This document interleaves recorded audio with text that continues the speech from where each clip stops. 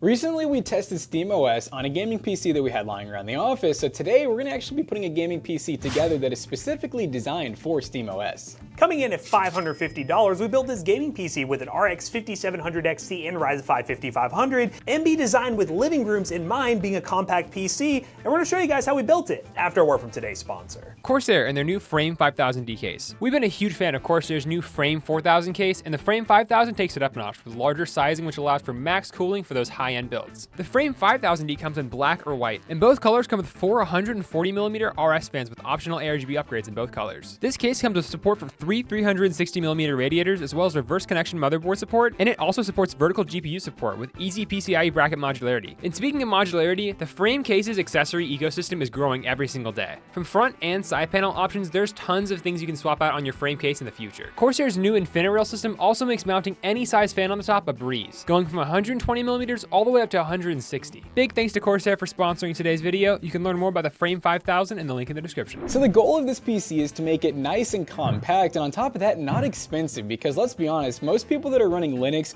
they're usually doing it for fun and they don't want to spend a lot of money. And then lastly, having compatible hardware, because Linux does require some kind of specific hardware. Especially when it comes to this SteamOS install. One thing to mention, and you guys commented a ton on the video that did very well where we tested SteamOS for the first time, we know this ISO is not designed to be installed on gaming PCs. It's actually a recovery ISO, or an ISO that's designed for hardware that already has SteamOS already on it to repair like a broken image.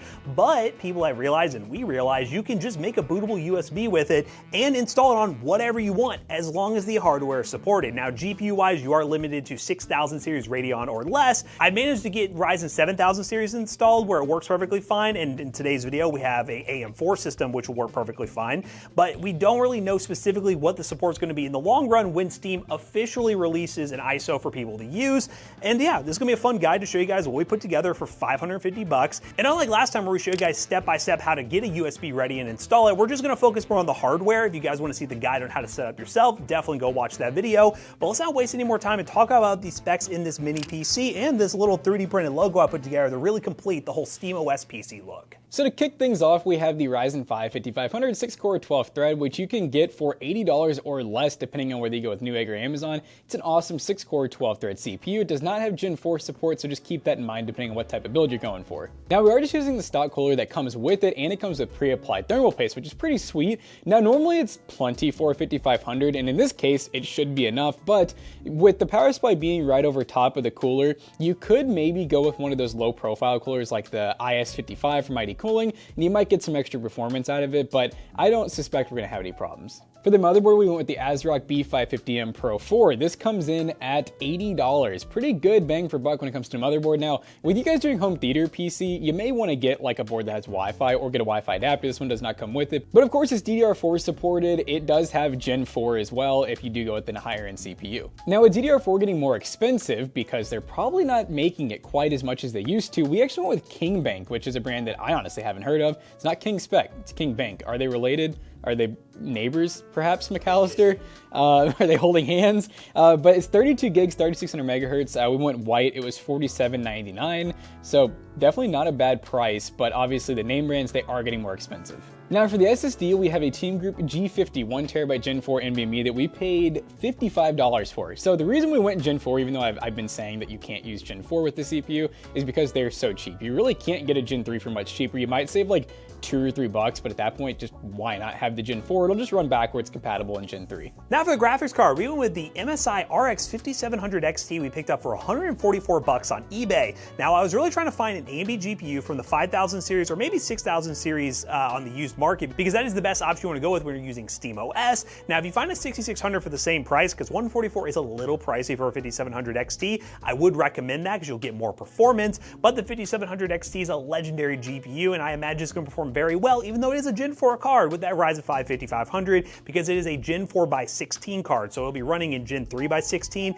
and normally from our testing, you won't lose much performance doing that, so I'm excited to see how this pairing works together. What a little bit different on the power supply, we went with the Thermaltake Smart BM3 650 watt semi-modular power supply. It is important we went semi-modular because we have this compact case. Normally we would go with something like a Secotep, but there's so many extra cables, it'd be a mess to cable manage this build. So with this power supply coming in at $69, we have the semi-modularity, so we can get rid of extra cables we don't need, and it's plenty of watts for this PC build with room for upgrades in the future. Now the case, which is kind of the star of this build and what makes it a compact build, is the Johnsbo C6, which I really like this case because it is micro ATX and supports full-size power supplies. Normally when you're going really small form factor, which I will say, it's small, but it's not super small, you're gonna have to sacrifice things like having to go mini ITX and spend more money there, and also go with an SFX power supply and spend more money there. For those looking to build a home theater PC to basically supplement the PC they already have, you probably don't wanna spend that much money on your first build for this. So this right here allows you to get in at 60 bucks. The version I got does come with this strap handle, which is pretty cool for being able to lug this thing around. And what I ended up doing was add 2 fans to this build. So if you open up this front panel right here, you can see the 120 fan right here that brings air in. And then if you look up top, I might be able to remove this with the strap. Let's find out. We added an exhaust fan up here. Because you see during the benchmarks, the temperatures in this thing was definitely quite warm, especially with the GPU. But with those extra fans, it made a big difference. And lastly, you guys probably saw it already.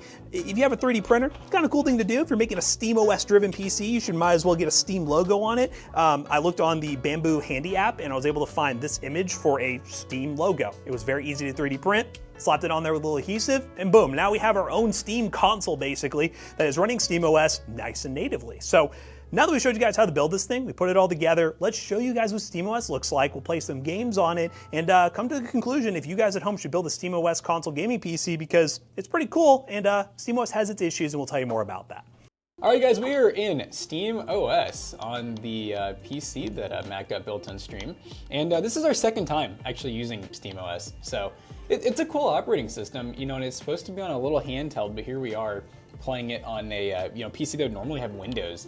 And I gotta say, the layout's pretty cool. It reminds me of a console, as it should. You know, you would hope it's nice and simple, right? We got a search bar up top for profiles. We can press our Xbox button. It natively works with an Xbox controller. Yep. And I assume other controllers too, right? Like 8-bit and stuff. Yeah, a bunch of other controllers will work. Again, I've mentioned this many times throughout the video. Well, actually, I haven't mentioned anything throughout the video yet because we haven't recorded that part yet, but this is not natively supposed to work. It's one of those things where you're getting an ISO to recover a Steam install or install it on a device that is natively supported, but people have managed to get it working on PCs like this. Just because it is an ISO, it can install on anything. If you want the more native experience, Bazite is still your way to go right now, but this is just, again, kind of a preview of what could come if Steam officially releases an installer for PCs like this. I'm launching Rocket League. Actually, where it's already launched, I can just press it's ready to go, yeah. Which is cool. That's not like, it's almost like alt-tabbing, but more fancy. Yeah. One thing that's kind of funny is the audio is working now. I know the last time we did this, we could only get audio working with Bluetooth, but what's weird is I noticed it's still using, let me see what they call it. I think it was Navi 10 HDMI.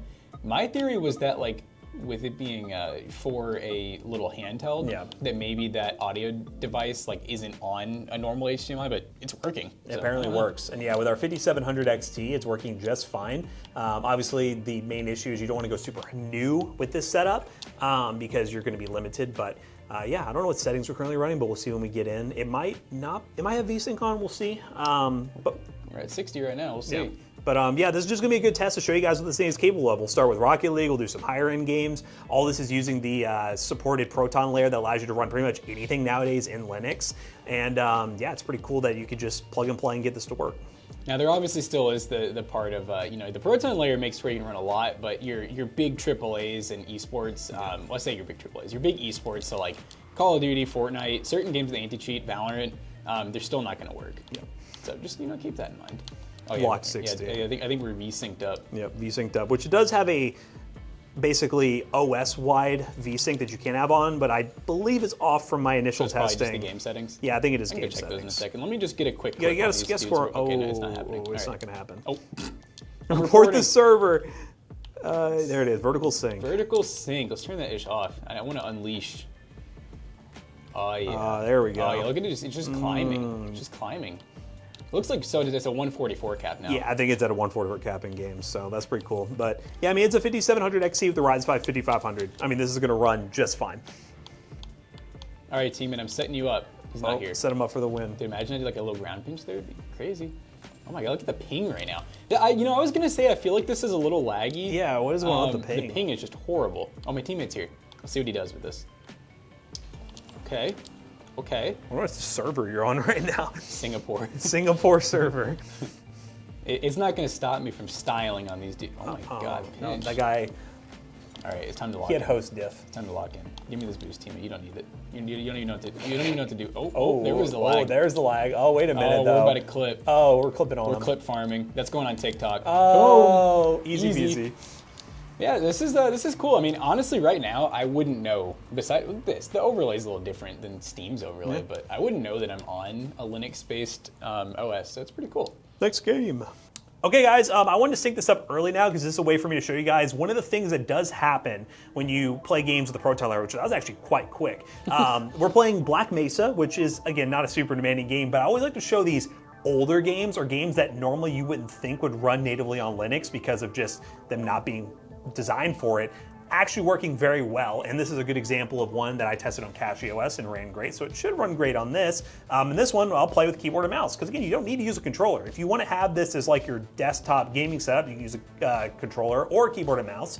But this game is a remake of the original Half-Life that they made look all pretty and everything. So if you've never played the original Half-Life, you can play this. Now the biggest thing, and you will see later, I did a little testing initially with Cyberpunk. The biggest thing with this case, and we did decent with the airflow, we got an intake and an exhaust, the GPU will get a bit warm when we're playing very demanding games. And we'll see what we're working with when we get there. I am already being attacked by zombies. This is like when I did the handheld video and I was just getting destroyed. So we're capped at 60 right now, so let's go ahead and fix that.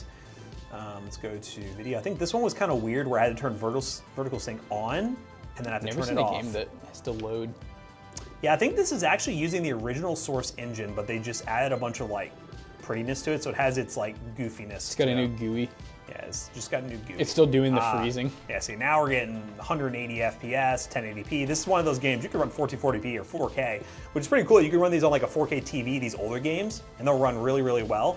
These Vortigons are going crazy. Take that grenade. It's cool seeing it reminds me of like almost like Left 4 Dead Valve kind of deal. I know. It's good old days. Oh no! What is that? Is that almost like is that supposed to be like an aim assist kind of deal?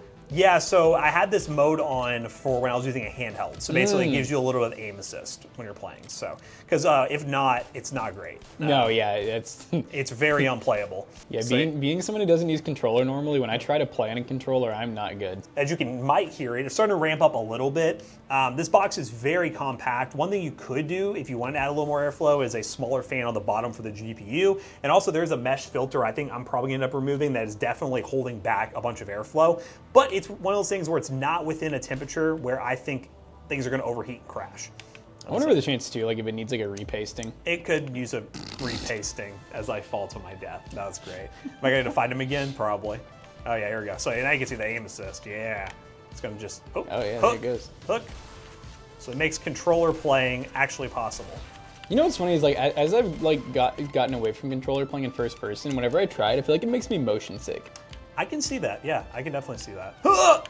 No! It's not meant to be. It's not meant to be. But Half-Life, I call it Half-Life. It's technically called Black Mesa, but it's Half-Life 1 remade on a new engine. Runs really well. Let's try Bench Marcus. All right, we are playing Bench Marcus. This is Oblivion Elder Scroll Oblivion Remastered. So this is obviously running Unreal Engine 5, and we're running 1080p, uncapped frame rate, low settings. And we're using FSR set to balanced with no frame gen. It's a very hard to run game, guys. Very hard to run game. This is for a $500 PC, especially with this GPU. I mean, look at Bench Marcus. He's fraying a little bit. Still looks good. It doesn't look too bad, though. Good. I mean, it's still the Bench Marcus we've come to know and love. So we're getting like a little over that, console. I mean, hey, this came out on 30 FPS actually, but we're getting over the 60 FPS that like something like a 360 would have had, and it looks pretty good. Looks pretty good. I can't complain too much, honestly, for low settings.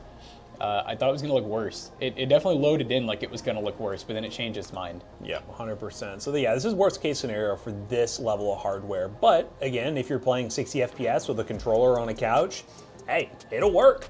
I feel like I know exactly where like the spikes are in this game now. Like I know everything about this one scene. Yeah, especially with, I mean, the fan test alone was 13, or well, it was like 12 tests. So yeah. We've been through this, and yeah, no, this is honestly respectable for these. I thought I was almost worried it'd run worse. Oh, yeah, like a ray tracing is going to cause this thing problems. So if you want something a little more modern, you're going to want to look at like a 7000 series. But some of those aren't going to work great. You're going to get killed. Bench Marcus is going to die. Bench Marcus zigzag. Bench Marcus zigzag. They can't catch. Oh god, they can't catch me. Go get them, boys, before they kill me. What are you guys Save doing? Benchmarkus, your Lord and Savior. Thank goodness. But yeah, I mean, it definitely gets a pass as far as running goes. And like Matt was saying, that's really the scary part with Linux, honestly, is like, you gotta want to tinker a little bit because there is a chance that certain hardware you buy doesn't work on the Linux distro you have. Next game. Okay guys, this is the game that has been definitely pushing this little PC to its limits, but we're getting good FPS. Cyberpunk, we're currently running the following settings. We're doing some 1080p windowed borderless with a little FSR action on medium-high presets. So, and we're getting 100 FPS. I mean, this is pretty dang good. I mean, we'll drive around a bit, but as you'll see on screen here, we did a little extended stress test where we kind of stayed in this one spot of the map and just let it sit for about an hour, where we just wanted to see what the maximum temp would be. Can I drive through here? And I think the highest we got was the high 80s. You guys can see it on screen here. It's not within thermal throttle territory, but it is one of those things where a GPU this hot in this small of a case is going to run hot. It just is what it is. But it's one of the things where I'm comfortable with the temperatures, but if you want to add a small fan on the bottom, it would help alleviate that. Or do a repace. I think this might be due for a repace, especially the generation it's from. But you just shove it in an entertainment center and let it suffocate itself to death. I mean, It may make it worse. It may make it worse. So yeah, that's the biggest thing is you want to make sure this is in a proper ventilated area where you can get proper air from the bottom of the case. And I would definitely remove that mesh filter. Oh God. But we're getting 100 FPS. I mean, if you have one of those nice higher refresh rate TVs in a living room, obviously 4K is not going to be good, but you can most certainly run 1440p 1080 higher refresh rate with some FSR enabled. And for $500 too, not too shabby. Pretty cheap. We're gonna bail out. We're gonna bail out. Oh God! Oh! Oh, you hit a bowling pin. Oh, I'm so sorry. Oh! God, what's happening? My finger's slipping. I don't know what's happening. Guys, I'm running Linux. Oh, someone else just ran someone over. I'll put you down, don't worry. The cops just, okay, now they see me. I was like, do they not care? Like, do they not know what's happening right now? Shotgun, yeah, you can't get me.